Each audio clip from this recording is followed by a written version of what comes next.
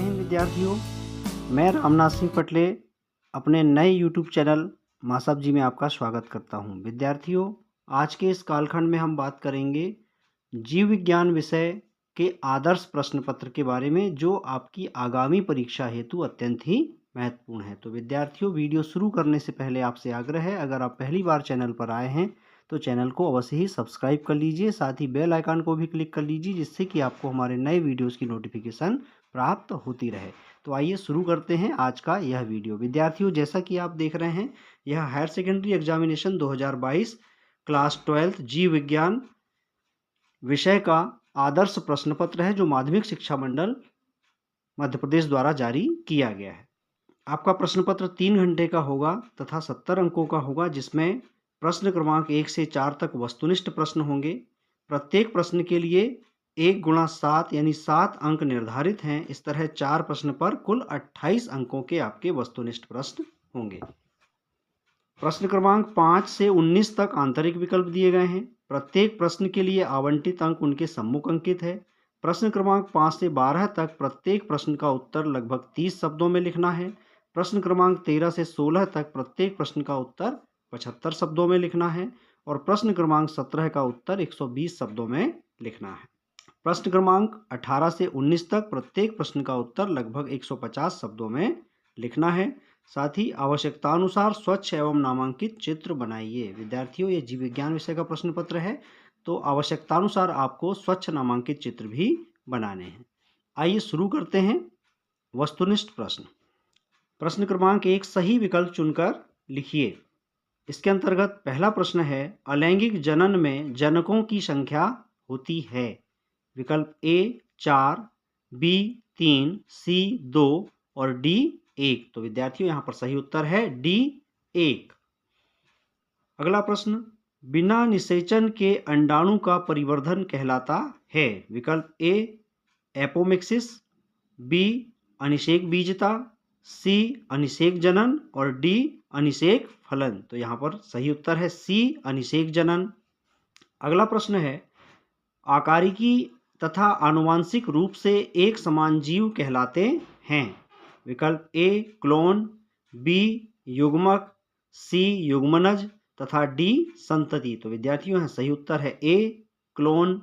अगला प्रश्न, जब नर एवं मादा जननांग एक ही प्राणी में पाए जाते हैं तो उन्हें कहते हैं।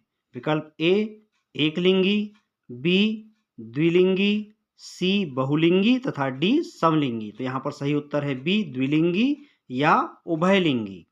अगला प्रश्न, अर्धसूत्री विभाजन को कहा जाता है। विकल्प ए असूत्री विभाजन, बी न्यूनकारी विभाजन, सी सूत्री विभाजन और डी केंद्रक विभाजन। तो यहाँ पर सही उत्तर है बी न्यूनकारी विभाजन। अगला प्रश्न है, हुमुलिन क्या है। विकल्प ए एंजाइम, बी कार्बोहाइड्रेट, सी वसा और डी हार्मोन। तो यहाँ पर सही उत्तर है डी हार्मोन। अगला प्रश्न है, मानव है। विकल्प ए अंडप्रजक, बी अंडजरायुज, सी अंडोत्सर्ग और डी सजीव प्रजक। तो यहाँ पर सही उत्तर है डी सजीव प्रजक। प्रश्न क्रमांक 2 रिक्त स्थानों की पूर्ति कीजिए। 7 अंक का प्रश्न है। इसके अंतर्गत पहला, डीएनए फिंगरप्रिंट तकनीक किसने विकसित की। तो डीएनए फिंगरप्रिंट तकनीक जेफरी एवं सहयोगी के द्वारा विकसित की गई।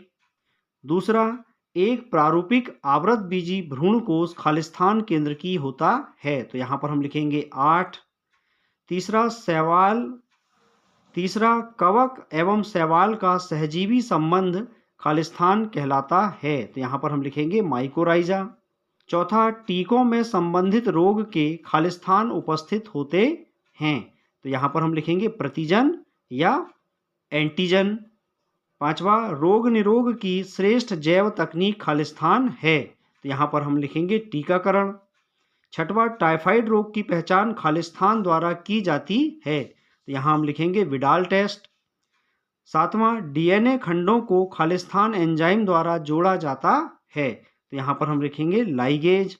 प्रश्न क्रमांक 3 एक वाक्य में उत्तर दीजिए। नंबर 1, मछली पालन को क्या कहते हैं। तो मछली पालन को मत्स्य पालन या फिशिकल्चर कहते हैं। नंबर 2, मानव में लिंग निर्धारण किस क्रोमोसोम के कारण होता है? तो हम लिखेंगे उत्तर में XY क्रोमोसोम, जो कि पिता से प्राप्त होते हैं। नंबर 3, BOD का पूरा नाम लिखिए। तो BOD का पूरा नाम है बायोलॉजिकल ओरिजिन डिमांड। चौथा, जैव उर्वरक के रूप में प्रयोग किए जाने वाले एक साइनोबैक्टीरिया का नाम लिखिए। तो उत्तर में हम लिखेंगे नॉस्टाक व एनाबीना। पांचवा, सूक्ष्म जीवों द्वारा कीट खरपतवार नियंत्रण विधियों को क्या कहते हैं? तो सूक्ष्म जीवों द्वारा कीट या खरपतवार नियंत्रण विधियों को कहते हैं जैविक नियंत्रण। छठवां, मानव इंसुलिन कितनी पॉलीपेप्टाइड श्रृंखलाओं से बना होता है? तो उत्तर में हम लिखेंगे 2 पॉलीपेप्टाइड, जिसमें एक होता है ए, जिसमें कि 21 एमिनो एसिड्स होते हैं, और दूसरा होता है बी, जिसमें कि 30 एमिनो एसिड्स होते हैं। सातवां, मानव जनसंख्या का अध्ययन कहलाता है? तो उत्तर में हम यहाँ लिखेंगे डेमोग्राफी। चौथा प्रश्न है सही जोड़ियां बनाकर लिखिए। कॉलम ए में लिखे कथनों की जोड़ी हम कॉलम बा में लिखे कथनों से बनाएंगे। कॉलम आ में पहले नंबर पर यानी क्रमांक आ पर है अग्नाशय। अग्नाशय की जोड़ी हम बनाएंगे कॉलम बी में तीसरे नंबर पर दिए हुए इंसुलिन से। अग्नाशय से ही इंसुलिन हार्मोन स्रावित होता है। बा, ऊर्जा प्रवाह। ऊर्जा प्रवाह की हम जोड़ी बनाएंगे 8वें क्रमांक पर इस लिखे हुए 10% नियम से। सा, मनुष्य। मनुष्य की जोड़ी हम बनाएंगे 6वें क्रमांक पर दिए हुए उपभोक्ता से। द, 100 प्राथमिक स्पर्मेटासाइट। इसकी जोड़ी हम बनाएंगे दूसरे नंबर पर लिखे हुए 400 शुक्राणु से। ई, अमरबेल। अमरबेल क्या है? एक परजीवी है, तो इसकी जोड़ी हम बनाएंगे नंबर 1 में दिए हुए पूर्ण परजीवी से। फ, मलेरिया रोगाणु। मलेरिया रोगाणु प्लाज्मोडियम को कहते हैं, तो हम इसकी जोड़ी बनाएंगे 5 नंबर पर दिए हुए प्लाज्मोडियम से। ग, कैंसर। कैंसर की जोड़ी हम बनाएंगे चौथे नंबर पर दिए हुए ओकोजीन से। विद्यार्थियों, वस्तुनिष्ठ प्रश्नों के बाद अब बारी है 2 अंक वाले प्रश्न, जिनमें पहला प्रश्न यानी 5वां प्रश्न है स्वपरागण एवं परपरागण में कोई 2 अंतर लिखिए। तो विद्यार्थियों, आपको ज्ञात है स्वपरागण एक ही पौधे पर स्थित पुष्प से होता है तथा परपरागण में दूसरे पौधे पर स्थित परागकण आकर के और परागण की क्रिया करते हैं। दूसरा कि परपरागण में आकर्षण के लिए रंग, गंध आदि उपादानों की आवश्यकता होती है, लेकिन स्वपरागण की स्थिति में इनकी कोई ज़रूरत नहीं होती है। दूसरा प्रश्न है इसके अथवा में इसका आंतरिक विकल्प है लैंगिक एवं अलैंगिक जनन में कोई 2 अंतर लिखिए। तो लैंगिक जनन में नर व मादा दोनों जीवों की आवश्यकता होती है, लेकिन अलैंगिक जनन में नर व मादा दोनों की आवश्यकता नहीं होती है। छठवां प्रश्न है एमनियोसेंटेसिस विधि द्वारा किसका परीक्षण किया जाता है? तो उत्तर में हम लिखेंगे भ्रूण का लिंग परीक्षण। इसके आंतरिक विकल्प में है टेस्ट ट्यूब बेबी क्या है? टेस्ट ट्यूब बेबी कृत्रिम गर्भाधान की तकनीक है, यानी मनुष्य में की जाने वाली कृत्रिम गर्भाधान की तकनीक को टेस्ट ट्यूब बेबी कहते हैं। प्रश्न क्रमांक 7, GIFT यानी का पूरा नाम लिखिए। तो इसका पूरा नाम है गैमेट इंट्राफेलोपियन ट्रांसफर। इसी के आंतरिक विकल्प में है ZIFT का पूरा नाम लिखिए। तो इसका पूरा नाम है जायगोट इंट्राफेलोपियन ट्रांसफर। विद्यार्थियों, ये दोनों ही जो शब्द हैं ये टेस्ट ट्यूब बेबी की ही एक तकनीक या एक विधि के नाम है। अगला प्रश्न है 8वां, उत्परिवर्तन किसे कहते हैं? उत्परिवर्तन या म्यूटेशन जब किसी जीव के DNA में कोई स्थायी परिवर्तन होता है तो उसे उत्परिवर्तन कहते हैं, जैसा कि अभी आपने कोविड-19 वायरस के संदर्भ में देखा, डेल्टा प्लस वेरिएंट और ओमिक्रॉन वेरिएंट। अगला प्रश्न है सहलग्नता किसे कहते हैं? जीवों में वंशागति गुणों को एक पीढ़ी से दूसरी पीढ़ी में ले जाने का कार्य जीन्स द्वारा होता है, जो क्रोमोसोम्स पर स्थित होते हैं, और एक ही क्रोमोसोम्स पर स्थित जीन्स द्वारा अपने पूर्व के संयोग के रहते हुए एक साथ वंशागति होती है, यानी अगली पीढ़ी में ये गुण जाते हैं, तब इसे हम कहते हैं सहलग्नता। अगला प्रश्न है कोडान किसे कहते हैं? कोडान जो आरएनए का एक रूप होता है mRNA यानी मैसेंजर आरएनए। मैसेंजर आरएनए में उपस्थित 3 न्यूक्लियोटाइड के अनुक्रम को जो प्रोटीन अणुओं को कोड करते हैं उन्हें हम आनुवंशिक कोड कहते हैं या कोडॉन कहते हैं। अगला इसी का आंतरिक विकल्प है सिस्टॉन किसे कहते हैं? तो सिस्टॉन क्या है? डीएनए का वह खंड जो पॉलीपेप्टाइड का कूट लेखन करता है, उसे हम सिस्टॉन कहते हैं। अगला प्रश्न है कोई दो प्रतिजैविकों के नाम लिखिए। तो यहाँ पर हमने लिखा है पेनिसिलिन व एरिथ्रोमाइसिन, स्ट्रेप्टोसाइक्लिन, ये भी आप लिख सकते हैं। अगला प्रश्न है एड्स एवं एचआईवी का पूरा नाम लिखिए।